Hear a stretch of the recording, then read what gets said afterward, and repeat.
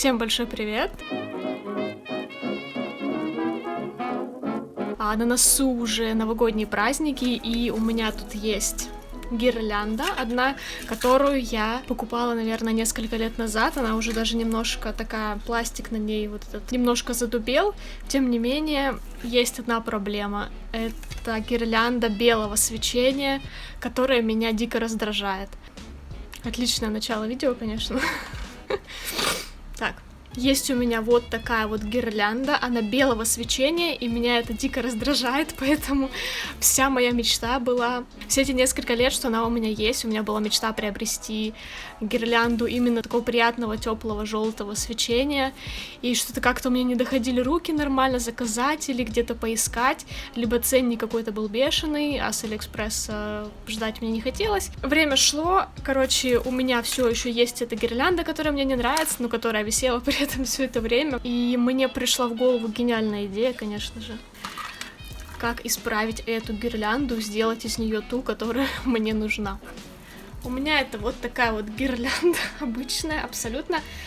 Здесь есть несколько режимов свечения, здесь есть такой вот этот белый пультик, так сказать. Да, он почему-то сейчас начал переключаться, окей. Там, наверное, это смена режимов. В общем, у них обычный белый светодиод, абсолютно белый, без какого-либо отлива. Их тут 5 метров, по-моему, или типа того. По сути, это не важно, это только влияет на то, как долго я буду ее преображать. Вот так это все выглядит. Здесь у меня просто получается прозрачный проводок и вот этот вот светодиодик в какой-то ПВХ-шной такой штучке, или с чего это сделано, я не знаю. И я просто хочу покрасить вот эту штучку в желтый цвет. Вот и все. Точнее, все вот эти штучки, чтобы она светилась желтым цветом. Я надеюсь, что это сработает, мы сейчас проверим. Так, что у меня есть? У меня будет такая импровизированная палитра. Я буду использовать просто колер желтый. Это желтый Proficolor с Leroy Merlin, стоит рублей 30, типа того. Все что ли? У меня вот такая обычная мягкая кисточка, которая не оставляет полосы, и я буду использовать акриловый лак, который делала самостоятельно, есть по подсказке. Обязательно хорошенько взбалтываю колер и добавляю в акриловый лак. Почему использую именно колер, а не акриловую краску? Потому что акриловая краска содержит в себе, скорее всего, белый пигмент для более плотного покрытия, а нам это в данном случае будет мешать. А за счет использования именно таких колеров, которые нельзя использовать без добавления в краску, можно получить более прозрачный результат. Вот такой замес тонировочной краски у меня пока что получился, но это не окончательный результат. Кстати, важно понимать, что акриловая база, то есть лак, имеет визуально белый цвет в невысохшем виде, и краска кажется более выбеленной. Но после высыхания остается только желтый пигмент, а белесая акриловая база становится прозрачной. Ради интереса я нанесу мою краску на белую палитру, чтобы было видно, какой будет цвет на белом. Но при этом на самой гирлянде цвет не будет таким, он будет более плотным и прозрачным. Я протираю сам так называемый плафон светодиода чистым изопропиловым спиртом, но потом я забила на эту обработку, наносила краску просто так, поэтому ничего страшного. Но если у вас довольно старая гирлянда, лучше спиртом все-таки протереть. Я свою гирлянду почти не трогала, она очень долго висела на одном месте, поэтому все ок. Вот теперь пытаюсь равномерно нанести краску на этот плафончик. За счет мягкой кисти это получается довольно аккуратно и действенно, скажем так. Но вот эта вот пимпочка внутри, она, конечно, имеет свои особенности. Туда затекает краска, но при этом на самом торце вот этого плафона остается немножко такой непрокрас. И это немножко влияет на то, как это уже будет потом гореть. То есть белый свет чуть-чуть проклевывается сквозь все это. Конечно, это все можно пофиксить путем нанесения повторного слоя небольшого на сам кончик, но я не стала так делать, и мне показалось все нормально, в принципе. Я сушу всю эту красоту сейчас феном, но просто для того, чтобы посмотреть на результат как можно быстрее и понять, подходит ли мне этот оттенок. В дальнейшем я уже, когда наносила на все остальные плафончики, уже просто так на подвесе, скажем так, на руке, это все висело и все в порядке было, то есть я не измазалась, не изглазала все эти остальные части гирлянды, все было нормально. И вот здесь можно посмотреть на предварительный результат. Вот видно, что на кончике чуть-чуть немножко белит, но в реальности, когда уже гирлянда висит, это не так сильно заметно. И в целом оттенок точно круто передается. Вот можно сейчас видеть, у меня, правда, режим включен на переменное горение, но вот абсолютно точно видно разница между белым светом и желтым. Прям вот сочно, круто, прям как я и хотела, короче, получилось.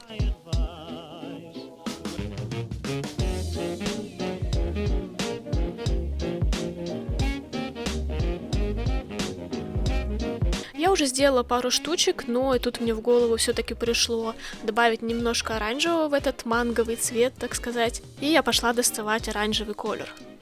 А пока что посмотрим, как это выглядит в темноте. Здесь, конечно, камера, не так прям сильно четко передает, но все равно очень видна разница даже на таком цветном фоне. Вот, смотрите, белый и желтый.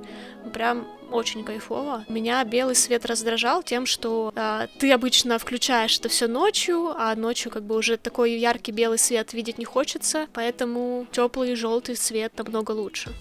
У меня это колер Profi Color оранжевый из Leroy Merlin, точно так же. Я решила попробовать сделать прям такой насыщенный оранжевый даже цвет, просто ради интереса, и добавила совсем чуть-чуть прошлого своего цвета и прям довольно-таки жирную каплю оранжевого колера. И вот так выглядят уже высохшие, так сказать, гирляндинки. Они действительно имеют прозрачный цвет, это можно прям видеть четко.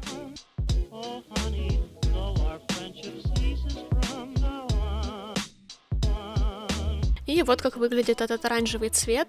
Правда, на фоне прошлого желтого он действительно выглядит классно, а желтый почему-то кажется зеленым, но мне кажется, это просто проблемы с балансом белого камеры. Так что и такой вариант тоже очень клевый и имеет место быть.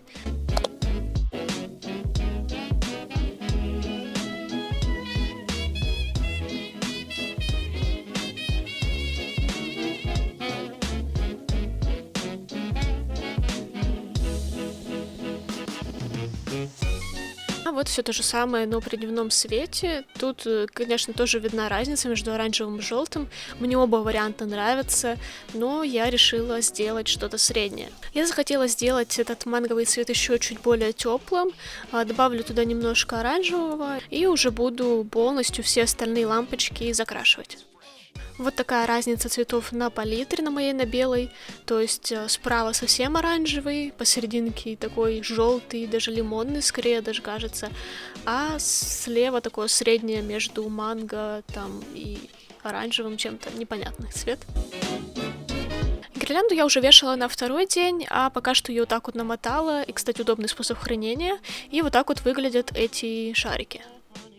Вот, кстати, гирлянда практически сразу после покраски. Я ее положила на пол и включила, и просто в восторге была от того, как это все выглядит. Мне очень понравилось.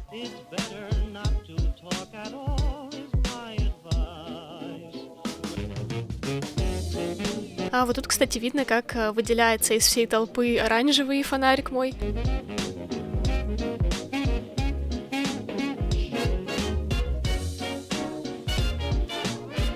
И хоть и было сложно, но у меня удалось немножко заснять, как это выглядит все уже на окне. По-моему, очень тепло и уютно теперь это все выглядит.